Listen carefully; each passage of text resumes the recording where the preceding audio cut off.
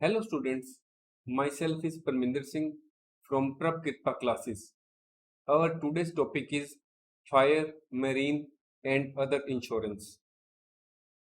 In this course, we will discuss what is the meaning of fire insurance, what are the various principles of fire insurance, what are the main elements of fire insurance, what is the meaning of marine insurance, what are the main elements of marine insurance. We will also learn the meaning of health insurance, vehicle insurance, burglary insurance, cattle insurance, crop insurance, sports insurance, etc. Next, we will also discuss Amartya Sen Shiksha Yojana and Rajeshwari Mahila Kalyan Bima Yojana. Then, what is the benefit of Atal Pension Yojana and what type of cover is granted by Pradhan Mantri Suraksha Bima Yojana? Then, what do you know about Pradhan Mantri Jan Dhan Yojana and Pradhan Mantri Jeevan Jyoti Bima Yojana? The aim of our study should not be only to secure maximum marks in the examination, but also to be practical in life. So, keeping in view that point, we have also introduced three practical questions at the last of the course. These three questions lay emphasis on a very crucial issues. If we ignore those issues, we may have to suffer in future. Now our topic is fire insurance. It is impossible to predict a fire and how destructive it can be. However, we can prepare for it by purchasing a fire insurance policy. Fire insurance policy is a policy which covers the loss or damage to the insured property due to fire and its allied perils, up to the amount specified in the policy. There should be actual ignition. If the insured property is damaged by own fermentation, natural heating, spontaneous combustion, it will not be covered under the word fire. That is, in that case, the claim will not be paid by the insurance company. Normally, the fire insurance policy is for a period of 1 year, after which it is to be renewed from time to time. There are two conditions for getting the fire claim. There must be actual loss and fire must be accidental and non-intentional. If overheating without ignition causes damage, it will not be regarded as a fire loss within the meaning of fire insurance, and the loss will not be recoverable from the insurer. Then these are the 7 principles of fire insurance, and we will discuss each of this principle one by one. First is principle of insurable interest. We have already discussed this principle in detail in our previous course. In the case of fire insurance, the insured must have insurable interest in the subject matter of insurance. Insurable interest must be present both at the time of insurance and at the time of loss. If the property is sold to another party, the insurance contract will be null and void. Here we have given a few examples of insurable interest. First is, a person has insurable interest in the property he owns. A businessman has insurable interest in his building, stock, plant and machinery. A partner has insurable interest in the property of a partnership firm, and a mortgagee has insurable interest in the property which is mortgaged. Second principle is principle of utmost good faith. Fire insurance contract is a contract of ubrime fide, that is a contract based on utmost good faith. It means standard of honesty required in insurance contract is greater than that is actually required in most ordinary commercial contracts. According to the principle, the insured must disclose all the material facts regarding the subject matter of insurance to the insurance company truthfully. On the other hand, the insurer must provide to the insured complete, correct, and clear information regarding the terms and conditions of the contract. The third principle is principle of indemnity. The contract of fire insurance is a contract of strict indemnity. In the event of loss, the insurer will pay the insured the actual amount of loss or sum insured, whichever is lower.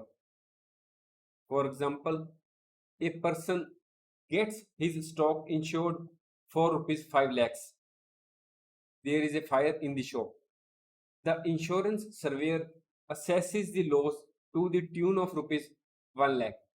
In such case, the insurance company pays rupees 1 lakh and not rupees 5 lakh because the insured cannot be expected to make a profit out of the loss. Further, the purpose of insurance is to place the insured in the same financial position which he occupied before the occurrence of the loss. Now, the next principle is principle of proximate cause. In the case of fire insurance, there are certain perils specifically mentioned as insured perils, whilst some perils are excluded and some perils may be covered under the insurance policy on payment of extra premium, and some perils may not be covered at all. The insurer is liable to compensate only when fire or other covered peril is the proximate cause of damage or loss. Let us understand this concept with an example. There was a fire in a factory.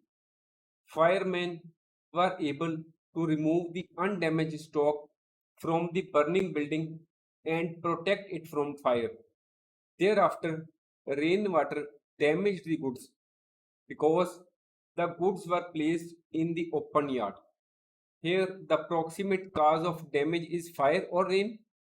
If the rain damaged the goods before the insured had an opportunity to protect that goods, then the proximate cause of loss is fire and covered under the fire insurance policy. But if the stock was left uncovered in the open for a long time, then rain would be considered as a new and independent cause of damage.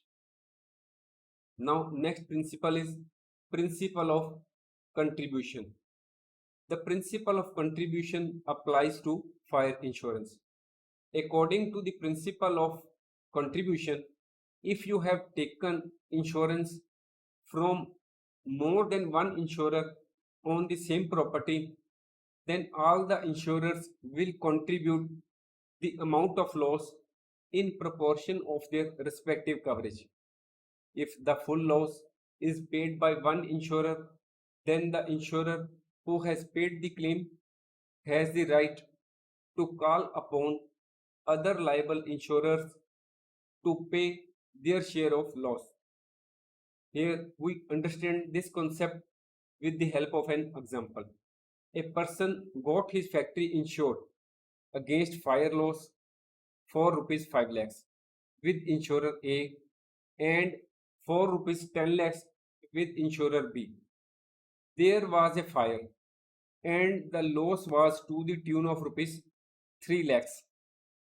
Then insurers will contribute the loss in the ratio of 5:10 or 1:2 and will be liable to pay rupees 1 lakh and 2 lakh respectively to the insured person. Next principle is principle of subrogation. This principle comes into play when a loss has occurred due to some other person or party and not the insured. According to the principle of subrogation, after settlement of the claim, the insurer shall be entitled to take over all the legal rights of the insured against the liable third party for recovery. Now, the next principle is principle of loss minimization. As the name suggests, this principle states that it is the duty of the insured to take all reasonable steps to minimize the loss to the insured property on the happening of uncertain event. Suppose goods kept in a storehouse catch fire. Then the owner of the goods should try to recover the goods and save them from fire to minimize the loss or damage. The insured must behave with great prudence and should act as if he is uninsured. The owner should have called the nearest fire department office and using emergency fire extinguishers, etc. Now we will discuss some the main elements of a fire insurance contract which are as under. First is presence of insurable interest in the subject matter of insurance both at the time of insurance and at the time of loss. Second, the contract of fire insurance is a contract of utmost good faith. Third is fire insurance contract is a contract of strict indemnity. Fourth is the insurer is liable to compensate only when fire or other covered peril is the proximate cause of loss or damage. We may also add that we have already uploaded many courses like email writing, present tense, future tense, past tense, cyber security, letter writing, most common mistakes, forms of business organizations, DBMS, information technology, web applications, and much more. You can look out for the same on Google, YouTube, our own website, Udemy, tutorial points, etc. Now our topic is marine insurance. Marine insurance plays an important role in domestic trade as well as in international trade. Most contracts of sale require that the goods must be covered either by the seller or by the buyer against loss or damage. A marine insurance contract is an agreement whereby the insurer undertakes to indemnify the insured in the manner and to the extent thereby agreed against marine losses. Marine insurance provides protection against loss by marine perils or perils of the sea. What is the meaning of marine perils? Marine perils are collision of ship with the rock or ship attacked by enemies, fire, jettison, pirates, rovers, thieves, etc. These perils cause damage, destruction, or disappearance of the ship and cargo and non-payment of freight. So, marine insurance insures ship, hull, cargo, and freight. In marine insurance, the insurer undertakes to compensate the owner of a ship or cargo for complete or partial loss. Now, an important point is what is the meaning of jettison? Jettison is the involuntary and intentional throwing overboard or away a part of the cargo or part of vessel's equipment for the purpose of lightening or relieving the ship in case of necessity or emergency to have a safe adventure or voyage. Marine insurance policy is slightly different from other types of insurance. There are three things involved, that is, ship or hull, cargo or goods, and freight. First is ship or hull insurance.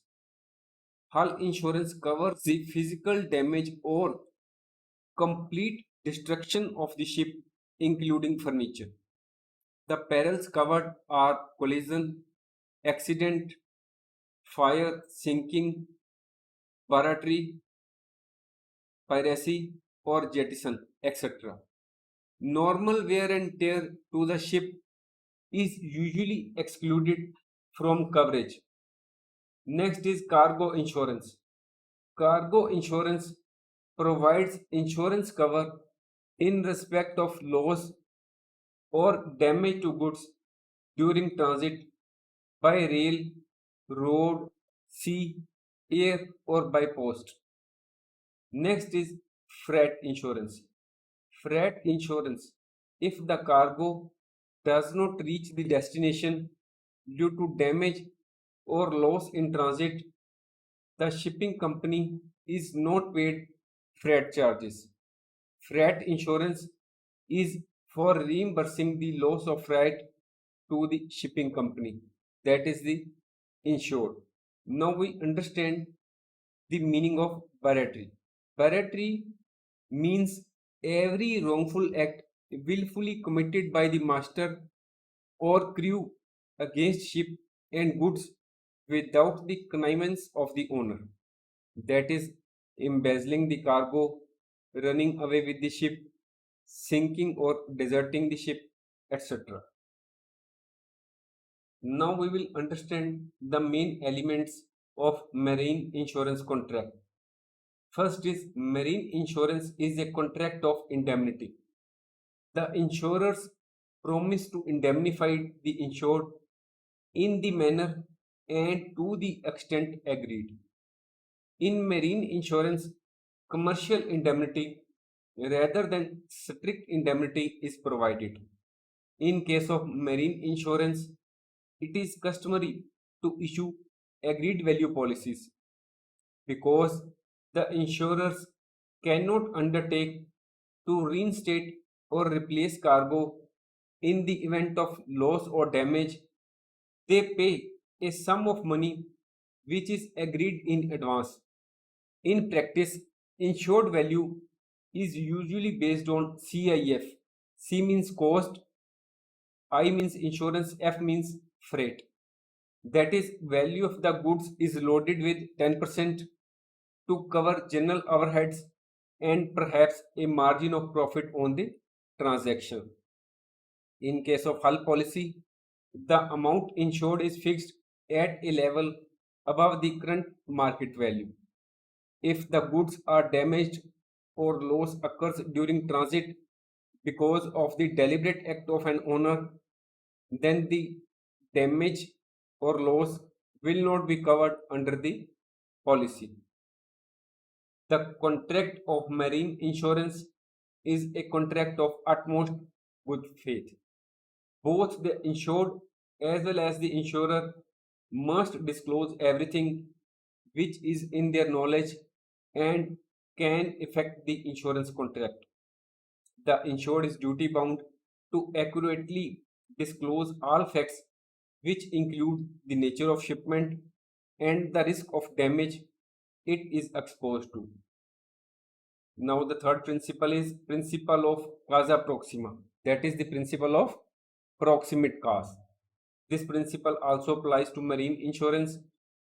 The insurance company will be liable to pay only if that particular or nearest cause of loss is covered by the insurance policy. For example, if a loss is caused by several causes, then the nearest cause of loss will be considered. Fifth main element of insurance, marine insurance, is Insurable interest must exist at the time of loss. The existence of insurable interest is not necessary at the time when the policy was taken.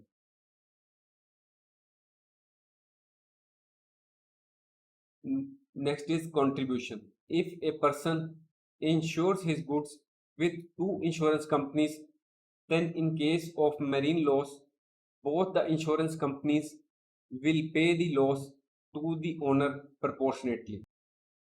A large number of insurance products are available in the market. We will discuss a few of them here. First is health insurance. Medical costs are rising year on year. As a matter of fact, inflation in medical costs is higher than inflation in food and other articles. It can be very difficult for an individual to arrange funds at the 11th hour in case of medical emergency. One way to deal with health related or medical emergencies is by taking health insurance. A health insurance policy is an insurance contract between the insurer and the insured, under which the insurer agrees to pay the insured for all the medical expenses incurred by him or her due to accidents, illness, or injury. The insurance company provides the facility of cashless treatment or will reimburse the amount to the insured as per bills. In India, presently the health insurance exists primarily in the form of mediclaim policy offered to an individual or to any group or association or corporate body. Next is motor vehicle insurance. Motor vehicle insurance falls under the classification of general insurance. This insurance is becoming very popular and its importance is increasing day by day. As the name suggests, it is an insurance that is related to all types of motor vehicles, that is, motorcycles, cars, jeeps, trucks, other commercial vehicles, etc. There are two types of motor insurance policies in India. One is third party and the other is comprehensive. This is motor third party insurance which is compulsory in India. The main objective of third party insurance is to provide compensation to the third party for any death or bodily injury caused by the use of your motor vehicle. Comprehensive motor insurance policy covers both third party liabilities and damages to your vehicle as well. Third is burglary insurance. A burglary at a home, office, or shop can result in huge financial loss. Burglary insurance policy is an insurance policy which covers loss or damage caused to your property and its contents due to theft, larceny, burglary, housebreaking, etc. The actual loss is compensated. Burglary means to break into and enter a building with the intent to commit a crime, often theft. In order to substantiate burglary claims, insurers will require proof of ownership of the stolen items, a police report, and proof that force was used to enter the premises. Next, insurable interest must exist at the time of loss, but not necessarily at the time when the policy was taken. The principle of causa proxima will also apply to burglary insurance. The insurance company will be liable to pay only when that particular or nearest cause that is covered by the policy. For example, if a loss is caused by several reasons, then the nearest cause of loss will be considered. Next insurance we are discussing is cattle insurance. Cattle insurance protects the rural people from financial loss incurred due to the death of their cattle like bulls, buffaloes, and cows. This insurance provides covers for the death of cattle due to accident, snake bites, poisoning, earthquake, disease, surgical operation, etc. Exclusions of cattle insurance are malicious act, accident or disease contracted prior to commencement of risk, transit by air or sea, intentional slaughter, theft or clandestine sales, missing of insured animals, war and allied perils, nuclear exclusion clause. Now next is crop insurance. A contract of crop insurance is a contract to provide a measure of financial support to farmers in the event of a crop failure due to drought or flood. This insurance covers loss or damages relating to the production of rice, wheat, millets, oilseeds, and pulses, etc. Next is sports insurance. This policy provides a comprehensive cover to amateur sportsmen covering their sporting equipment, personal effects, legal liability, and personal accident risks. If desired, the cover can also be made available in respect of the named member of the insured's family residing with him. This cover is not available to professional sportsmen. This cover is available in respect of any one or more of the following sports, that is angling, badminton, cricket, golf, lawn tennis, squash, use of sporting guns. Now the question arises, what is the meaning of amateur? Amateur is a person who does something for enjoyment and not for money. Now the seventh insurance we are discussing is Amartya Sen Shiksha Yojana. This policy offered by General Insurance Company secures the education of dependent children. If the insured parent or legal guardian sustains bodily injury due to accident, and if such injury shall within 12 months calendar months of its occurrence be the sole and direct cause of his or her death or permanent total disablement, the insurer shall indemnify the insured student in respect of all covered expenses to be incurred from the date of occurrence of such accident till the expiry date of the policy or completion of the duration of the covered course, whichever occurs first, and such indemnity shall not exceed the sum insured as stated in the policy schedule. The covered expenses are cost of tuition fees, hostel rent, cost of books, examination fees, cost of compulsory uniform, etc. The policy covers only two student children in respect of one particular insured parent or legal guardian. The insured student should be studying in any registered educational institution affiliated to any state board, council, university, or any other government statutory authority. Now, we will also understand who is Amartya Sen. Amartya Kumar Sen is an Indian economist and philosopher who, since 1972, has taught and worked in UK and USA. He was awarded the Nobel Memorial Prize in Economic Sciences in 1998 and Bharat Ratna in 1999 for his work in welfare economics. Now, next is Rajeshwari Mahila Kalyan Bima Yojana. This policy provides relief to the family members of the insured woman in case of their death or disablement arising due to all kinds of accidents and or death and or disablement arising out of problems incidental to women only. All sections of women in the age group of 10 to 75 years, irrespective of their income, vocation, or occupation, can be covered in this policy.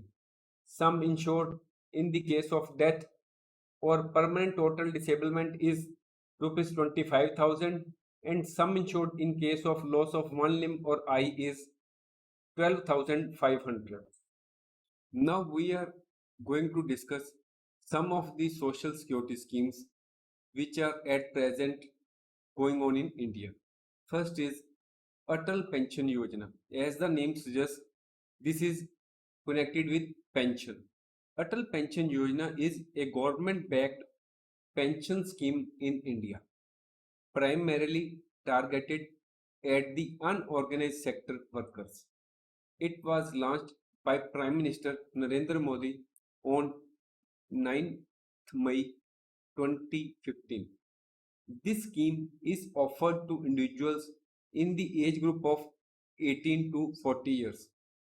The individual is expected to contribute in the scheme until he or she attains the age of 60 years. Under the Atal Pension Yojana, guaranteed minimum pension of rupees 1000 or 2000 or 3000 or 4000 or rupees 5000 per month will be given at the age of 60 years depending on the contributions by the subscribers. Next is Pradhan Mantri Suraksha Bima Yojana. Pradhan Mantri Suraksha Bima Yojana is a government-backed accident insurance scheme in India. Pradhan Mantri Suraksha Bima Yojana is available to people between 18 and 70 years of age with bank accounts. The risk coverage under the scheme is rupees 2 lakh for accidental death and full disability and rupees 1 lakh for partial disability. The premium for this yojana has been revised from rupees 12 to 20 in June 2022. Pradhan Mantri Jan Dhan Yojana. This scheme was launched on 28th August 2014. On the inauguration day, 1.5 crore bank accounts were opened under this scheme. Primarily, this scheme is meant for those who do not have a savings bank account. It covers both urban and rural areas. The scheme offers saving account with zero balance. As of January 27, 2021, a total number of 417.5 million accounts have been opened under the Pradhan Mantri Jan Dhan Yojana. Next is Pradhan Mantri Jeevan Jyoti Bima Yojana. This is a government-backed life insurance scheme in India. This scheme provides for payment of rupees 2 lakh to the dependents of the policyholder in the event of his or her death at a premium of rupees 436 per year. This scheme covers death due to any reason. Any individual in the age group of 18 to 50 years having a savings account can opt for this scheme. The premium amount will be automatically debited from the account on or before 31st May every year. Period for which insurance covered is 12 months, that is from 1st June till 31st May. In view of the adverse claim experience of the schemes, that is Pradhan Mantri Jeevan Jyoti Bima Yojana and Pradhan Mantri Suraksha Bima Yojana, and in order to make them viable, the Government of India has revised the premium rates of both the schemes with effect from 1st June 2022, revising the premium of Pradhan Mantri Jeevan Jyoti Bima Yojana from 330 to 436 and Pradhan Mantri Suraksha Bima Yojana from rupees 12 to 20. Now we will now discuss a few practical questions which are very useful for life. If we ignore the main purpose of devising these questions, then we may have to suffer in future. You will understand a lot from this, so please attend to this attentively. Suppose my vehicle is insured with an insurance company and I allow my minor child or neighbor's minor child to drive my motor vehicle and the vehicle meets with an accident causing third party bodily injury or death and property damage. Now the question arises, will I get the insurance claim for damage to my vehicle?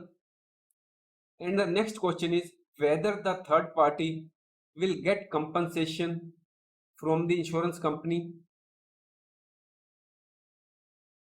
Answer. Our normal thinking is that there is no problem if we allow our minor child or neighbor's child to drive our vehicle to go to school or market.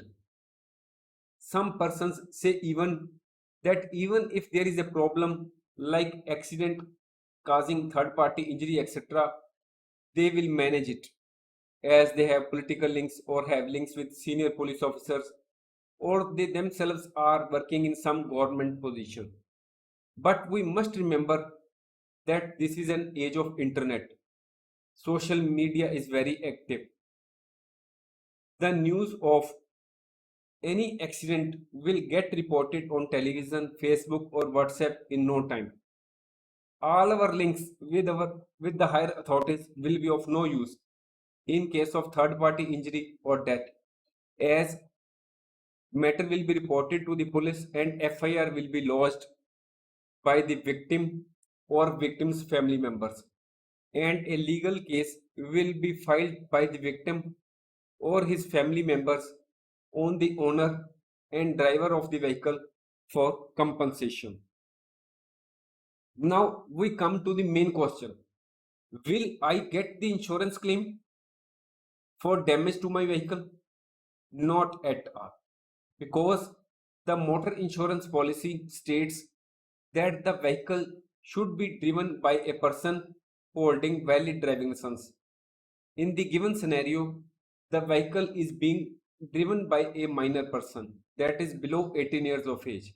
As per rules in India, the applicant must be at least 18 years of age to obtain driving license. As the minor child does not hold a valid driving license, the own damage claim of our own vehicle will be rejected by the insurance company.